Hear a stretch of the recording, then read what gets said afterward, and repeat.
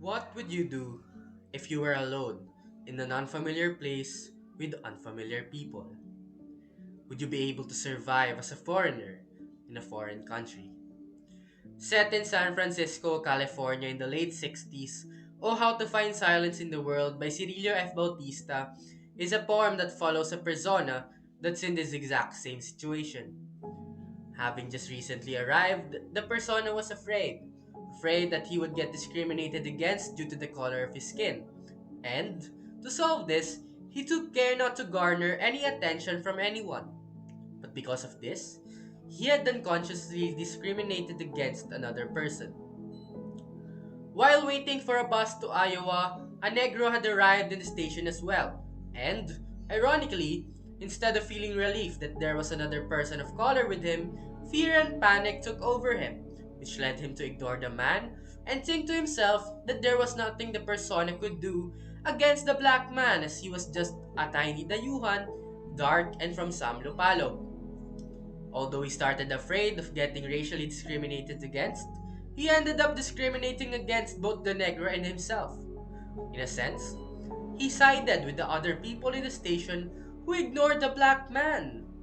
In the end of the poem, the persona looks back to what happened and realizes to himself, ah, so this is racial prejudice. Looking back, it's very similar to what happened to me a few days ago while I was waiting for my bus ride. I am Raymond, a 19-year-old college student, and here's the story of how I started to be scared of being racially discriminated against, only to actually be the one who would racially discriminate against another person. My name for this story is Passing Imprints.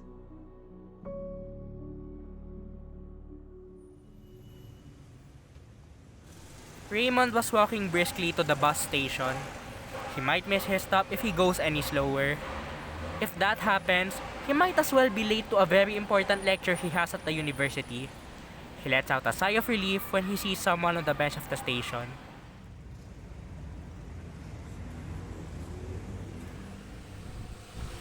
Just in time. He didn't recognize the person on the bench since he wasn't a regular at this station. He didn't even get a good glance at him when he beelined for the bench. No! I still want to see Nanay, Tatay, and Junior. And it's almost Christmas. I'm not ready to take my last breath yet.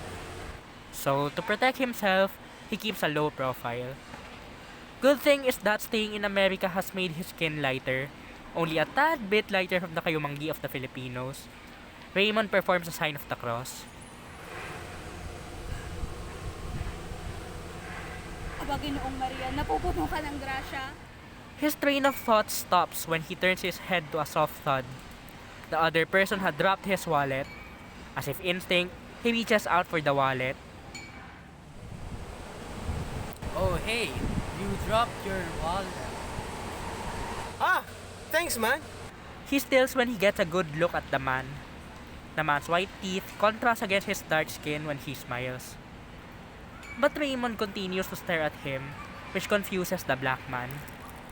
Are you okay, man? You ain't looking too good there. Oh no! Look at him, Raymond. He sticks out like a sore thumb. He'll attract attention. Don't thugs target people who look like him? Wait, doesn't he look like the man in the video who punched the lady? Wait, what if he's a thug? Think, Raymond! Think! He fiddles with the fingers that touch the black man. He wipes his hands off his shirt subconsciously. It's alright. I'm fine. Thank you. ARRAN sits next to Raymond, and Raymond moves to the side a little bit to get away from ARRAN. Raymond clutches his bag close to him. I'll just hold my bag close. You know, just in case. I mean, what if he tries to mug me? Diyos ko, nakakatakot naman. Hey, man. Is everything really alright? You seem to be on edge. I'm fine, okay? It's just that, bus stations can be a bit sketchy, a bit dangerous sometimes, so, you have to stay alert. Hey, I get it. Big city vibes. But we're all just trying to get somewhere, right? Little did ARRAN know, he was Raymond's source of discomfort. Yet Raymond's mother had raised him not to be rude. Raymond forces a smile, still keeping a distance from ARRAN. As they wait for the bus, Raymond can't help but glance at ARRAN every now and then. His mind, however, is a battlefield of prejudice and fear. What if he's just pretending to be nice? I mean, thugs can be charming too, you know. I can't let my guard down. Okay, alright? I need to calm down. In the meantime, I'll just continue reading on my phone. Maybe he'll be gone soon. And I can pretend that none of this ever happened.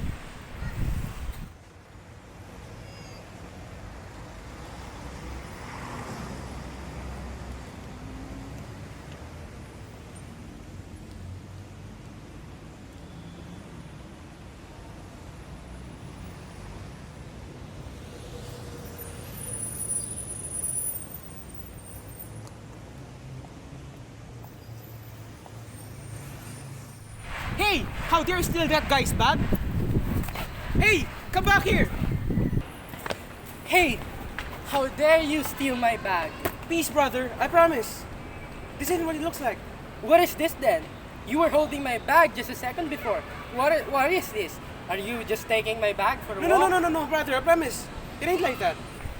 Save it, thief. I swear, something's missing here. Pag meron talaga nawala rito, I'm gonna call the cops on you and they're gonna deport you back to wherever place you came from. Deport? I was born and raised here. And it wasn't me who stole your bag. It was somebody else. Haven't you had enough of your lies? I mean, people like you really don't have anything good to do in society. All of you are just a menace.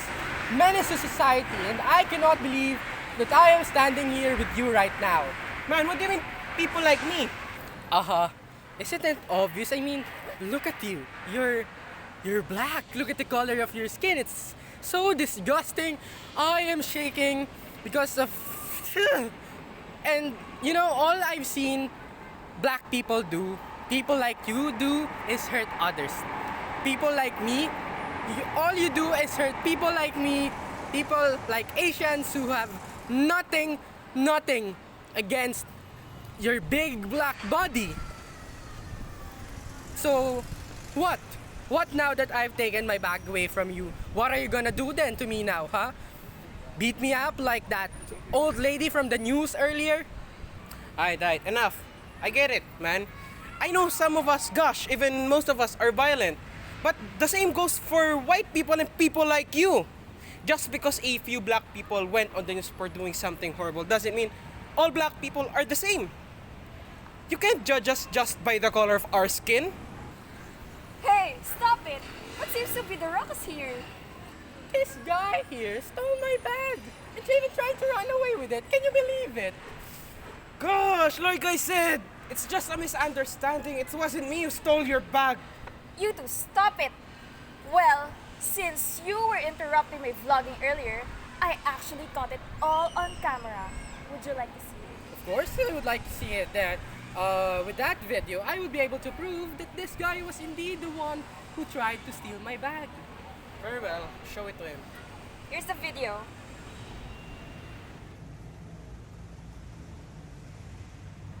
So you see, you shouldn't judge a person by the color of their skin. It wasn't me who stole your bag. In fact, I ran away after the thief to get your bag back. Are you sure that's not edited? I mean, look at it. Are you being serious right now? Don't you know that I'm a professional vlogger? And I know when videos are edited or not. What a snob. Stupid question. You're just embarrassing yourself. Alright, fine.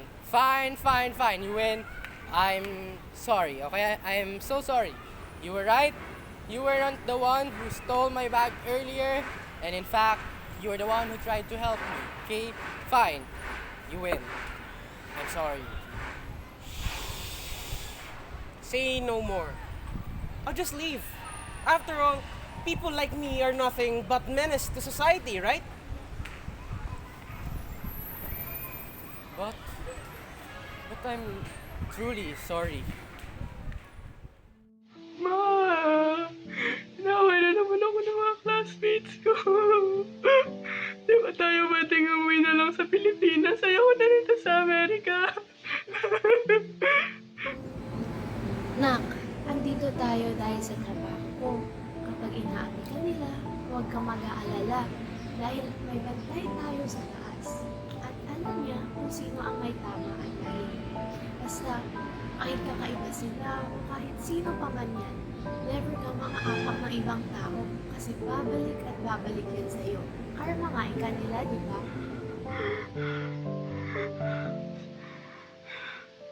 Sige po, ma. Sabi niyo po, susundin ko na lang po yung sinabi niyo po.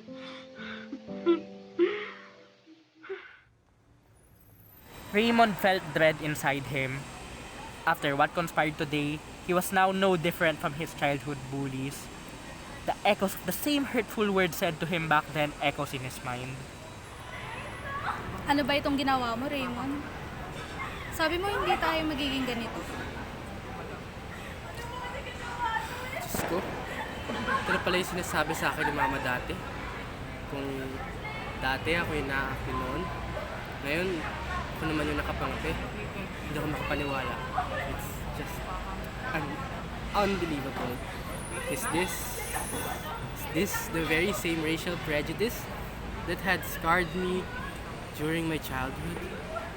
Raymond realizes how quick karma can bite back. However, he did not expect this. He thought his karma would be ARRAN punching him, beating him up for falsely accusing him. Yet, that did not happen. Instead, this said karma manifested through heavy guilt pulling in his gut. He knew it would haunt not only him, but ARRAN as well. How did it ever turn out like this? He reflects there on the sidewalk. He stood quietly, already, definitely missing his important lecture. What did you feel about my story? As you may have noticed, it's very similar to the poem Oh How to Find Silence in the World by Cirilo F. Bautista. The difference is, my story happened only a few days ago, while Bautista's poem was set in the late 1960s.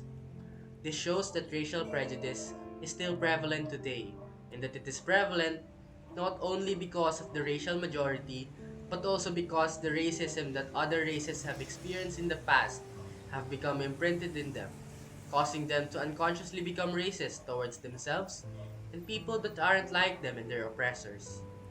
Aside from this, we can see that racism can occur also in teens and not just adults, such as myself, because racism is something that can be ingrained in the minds of people, especially children. When children are taught to hate others that aren't like them, it initiates a cycle of hate that can possibly continue forever. And when a child gets bullied for his skin color, he might one day pass the hate directed onto him, onto others.